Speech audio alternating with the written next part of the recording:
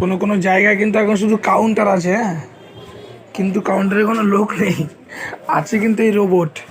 এটা সবার জানা আছে তো। এই যেমন দেখেন আমি এখন যাব কল্যাণী, কী করতে হবে, এই যে কল্যাণীটা ক্লিক করলে এখান থেকে দেখুন দেখা যাচ্ছে আলংঘাট আর রানাঘাট সব পরপর দেখা যাচ্ছে। আমি কল্যাণী থেকে যাওয়ার জন্য, কল্যাণী থেকে কোথায় কোথায় যাওয়া যায়, এদিকে শিয়ালদা যাওয়া যায়, এদিকে রানাঘাট যাওয়া যায়। তো যেহেতু কল্যাণী আর রানাঘাটের একই খরচা, তাই আমি রানাঘাট মারলাম, রানাঘাট জংশন। এবার বলছি কি ক্যান্সেল করা যাবে?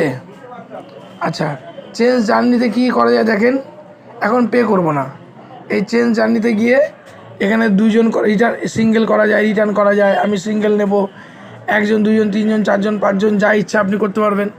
হ্যাঁ, এটাই যে অ্যাডাল্ট একজন, চাইল্ডের জন্য 1 2 3 4 যতগুলো আপনার চাইল্ড আছে চাইল্ড, নাহলে 0। এই দিয়ে এবার আপনি রিটার্ন হলে রিটার্ন, দরকার নেই, এবার পে করবেন। এই যে পে করলেন। এবার পে করার পর আপনি কীভাবে পেমেন্ট করবেন, এই যে কিউআর কোড দেবেন, ইউপিআই কিউআর, এ দেখেন এখানে কিউআর কোড চলে আসবে। কিউআর কোড আসলে আপনি পে করলে এখান থেকে টিকিট বের হবে,